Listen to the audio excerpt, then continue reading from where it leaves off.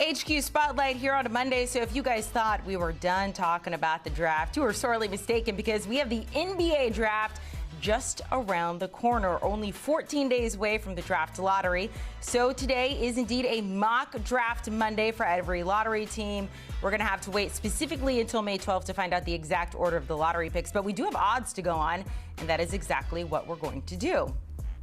Let's welcome our draft experts, Kyle Boone, Adam Finklestein. We're going to get to the mock draft here in just a second. Kyle, you put it together. It is no surprise that Cooper Flagg, though, is going to go #1 overall. So let's talk about best and worst fits. And Kyle, I'll start with you. If you could put him anywhere, where would it be? Yeah, I would pick the Philadelphia 76ers, Amanda, and it's because of several reasons. One among them being, I think the 76ers have one of the most exciting young cores in the NBA. They've got Jared McCain, who was fantastic before injury last season. Tyrese Maxey is on that roster. Quentin Grimes, who they picked up last season in a midseason trade, has been fantastic. And I think it'd be a nice turn in the process, right? Like Joel Embiid has been injured several seasons in a row. I don't know exactly where that goes, but I do think the young core that's established in Philadelphia could really benefit from a player like Flagg. He's fantastic on defense, has no real holes in his game. I think would be like a plug-and-play player who is super fun. And I think next to Jared McCain and Tyrese Maxey, I'm here for it. Be a lot of fun. All right, Boone, I've got no arguments, although I'm sure I will at some point over the course of the next hour, but not yet. I do have, I think, a better landing spot. And I just want to rewind to a couple of years ago. We had a guy named Victor Wembanyama coming into the NBA, and everybody was saying, where's he going to land? Where's he going to land? Now, I am not one of those people that's trying to say Cooper Flagg is the same caliber of talent as Wemby, maybe close, but not quite the same. I do think, however, that the San Antonio Spurs would be an ideal scenario. Now, if that happens, you're going to have some people wondering out loud about the legitimacy of this lottery, just like they did 2 years ago when Wemby ended up with the Spurs. The Spurs, as we all know, are one of the best run franchises in all of the NBA.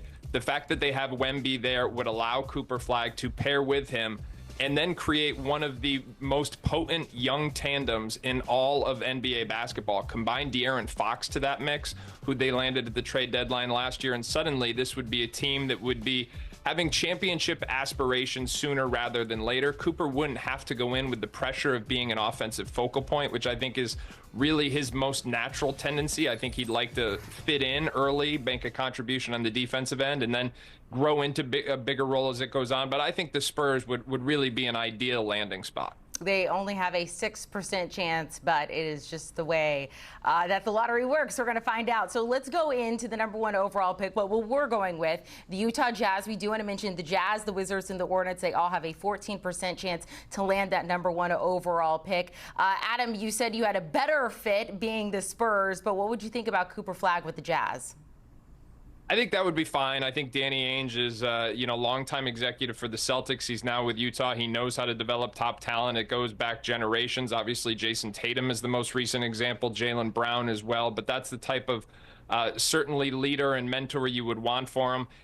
I think the Utah fan base would rally around him. Now, this would be an interesting spot because they've been rebuilding for a long time, and I think they are ready to start pushing towards the playoffs. If they get Cooper, that is the big draft asset that they have not had in a long time. And so I would think at that point you would see them start to accelerate their rebuilding plans and try and figure out who exactly they can piece around him in the long run. Do they keep guys like Walker Kessler? What do they do in the backcourt where Isaiah Collier has had a breakout rookie season? So they've got some pieces, but they haven't hit the home run in the draft yet. Cooper Flagg would obviously be that, and it would be a welcome addition, to say the least, in Utah.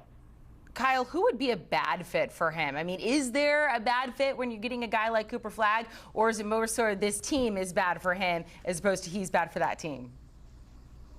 Yeah, I think for Cooper Flagg, there's not really a bad situation for him. Like, he's going to thrive. He's going to get his numbers. He's going to be impactful wherever he goes. I would say maybe the worst possible landing spot would have to be the Charlotte Hornets, though. And The Athletic did a player survey earlier this month that they published on their website. 113 players voted in it. 38.1% of respondents voted Charlotte as the worst organization in the NBA. When I was at the NBA Draft Combine 2 years ago in the same draft that had Victor Wembanyama, I talked with several players who were realistically in play at number 2 where Charlotte was picking. They ended up selecting Brandon Miller.